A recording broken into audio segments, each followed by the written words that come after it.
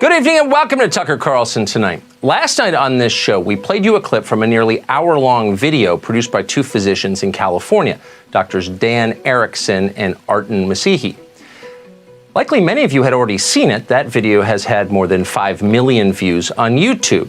In their presentation, the two doctors presented a flurry of data pointing to what we are currently learning about this virus and how it spreads. They recited pages of government statistics and then interpreted them in light of their own long clinical experience as doctors. At one point, they noted that the newly adjusted death rate in their state of California, which is much lower than anyone expected it to be, and they asked if government officials there should change their policies based on this new science. Watch. We've seen 1,227 deaths in the state of California with a possible incidence or prevalence of 4.7 million. That means you have a 0.03 chance of dying from COVID-19 in the state of California. 0.03 chance of dying from COVID in the state of California. Does that necessitate sheltering in place? Does that necessitate shutting down medical systems? Does that necessitate people being out of work? So whatever your view of the mass quarantines, and maybe you're enthusiastically for them, the questions you just heard are valid questions. In fact, they're critical questions. We should all be asking those questions, including and especially our policymakers. But as Dr. Erickson pointed out later in the video, dissent of any kind is no longer tolerated in this country. Fact-based honesty, which is the soul of science, is under attack, even in hospitals. Dr. Erickson described physicians being pressured to classify illnesses and deaths as related to coronavirus, whether they believe that to be true or not. We aren't pressured to test for flu, but ER doctors now, my friends that I talk to say, it's interesting, when I'm writing up my death report, I'm being pressured to add COVID. Why is that? Why are we being pressured to add COVID to maybe increase the numbers and make it look a little bit worse than it is? I think so. So what you just heard, what Dr. Erickson described, is called lying. And lying has no place in science ever. It's scary to think it takes place on a large scale in hospitals. He says it does. Viewers of Erickson's video were shocked and transfixed by this.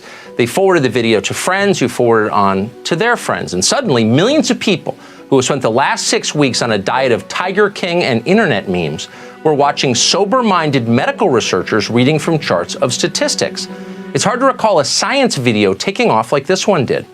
Not everyone was impressed by it. Some criticized the doctor's policy conclusions, and of course that's fair. Good people have different opinions. We're not entirely certain what the perfect response to this pandemic is.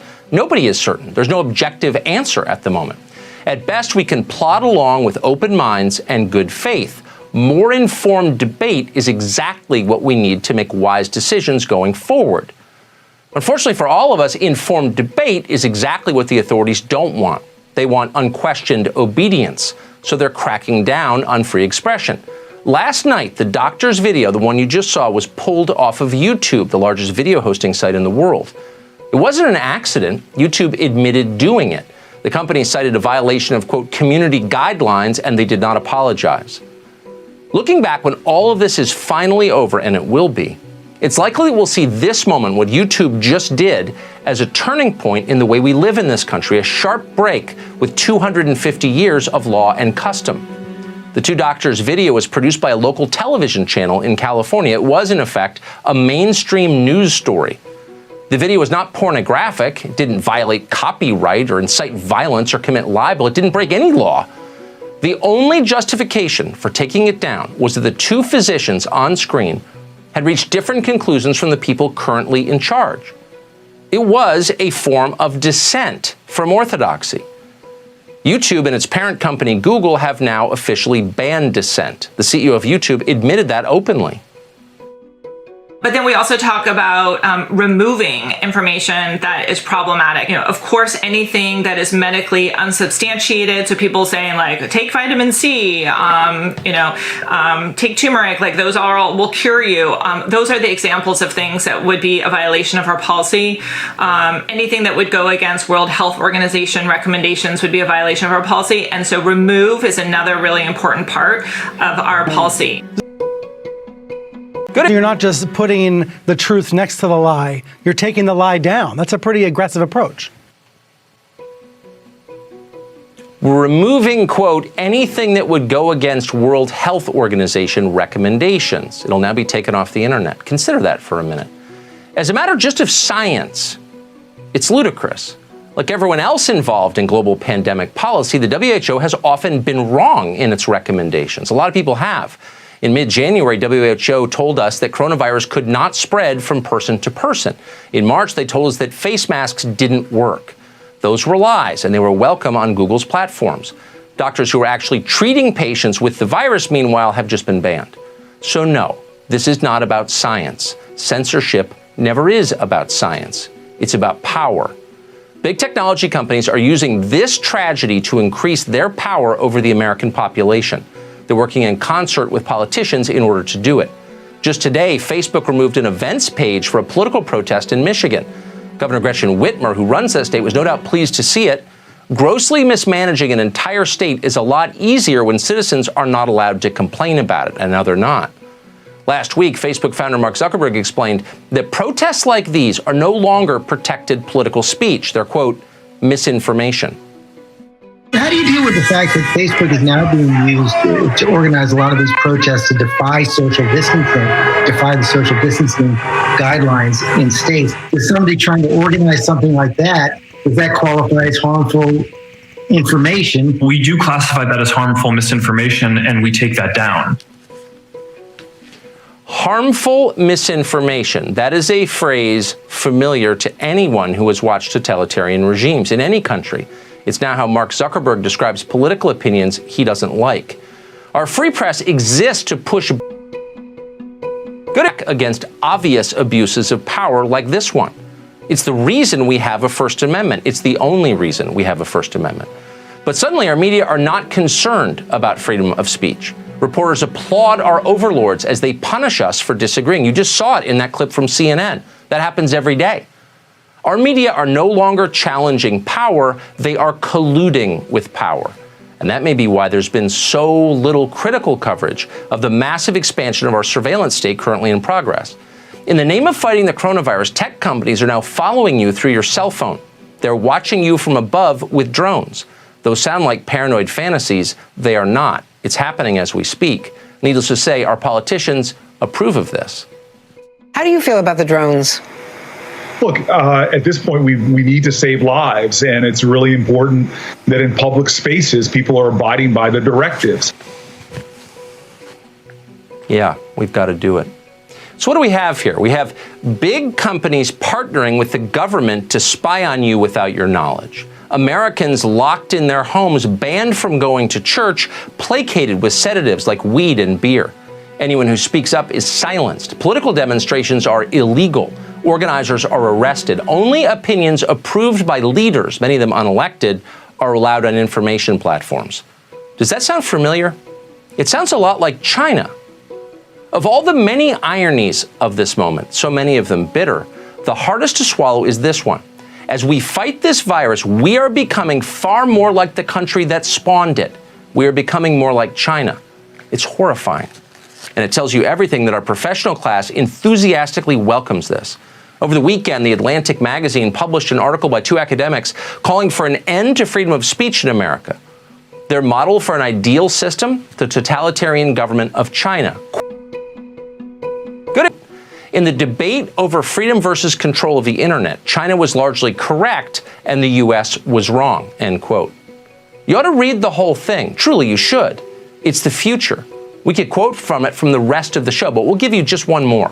Quote, significant monitoring and speech control are inevitable components of a mature and flourishing internet, and governments must play a large role in these practices to ensure that the internet is compatible with society's norms and values. End quote. Norms and values. Whose norms and values? Well, our leaders' norms and values, of course, but mostly their interests. Those in power are the ones our professional class seeks to protect, not the rest of the country. Freedom of conscience never endangers the public. It only threatens the powerful. It endangers their control. It hinders their ability to dictate election results, to loot the economy, to make policies based on a whim for their own gain. No wonder our leaders have done such a poor job protecting us from China. They're on the same team. Dave Rubin is the author of the fantastic new book, Don't Burn This Book. It came out today. We're happy to have him on tonight. Dave, thanks so much for coming on tonight. Thanks, Tucker. Good to be with you. Good to have you. Do you notice that the norms and standards, to quote The Atlantic, of American life seem to have changed overnight, and all of a sudden, we're being told we must accept things that would have been completely unimaginable 2 months ago?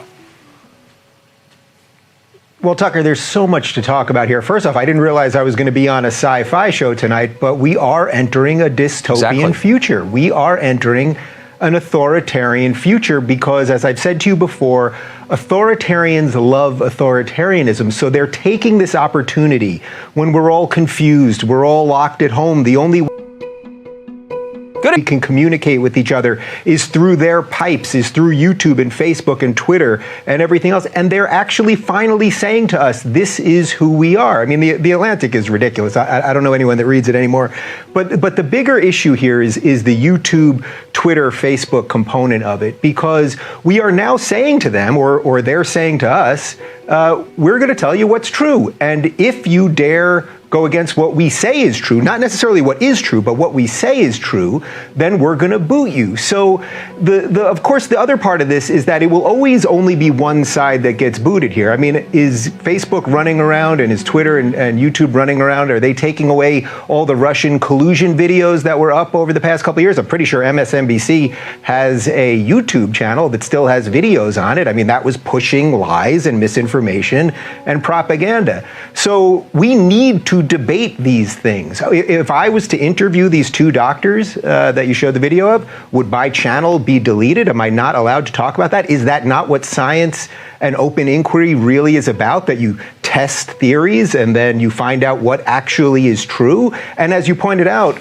and this may be the most important part, it's not as if the WHO is infallible. They were literally just a few weeks ago telling us not to wear masks. Now, by law, I tried to go to CVS yesterday and I wasn't going to wear a mask. I was just going to run in and out. And it said in the front of the store, it said, by law, you have to wear a mask. So it's not as if these people have some total stranglehold on truth that the rest of us have to bow to unless they force us to. And unfortunately, big tech has got us now more than ever because we're all trapped at home and it's the only way we can communicate.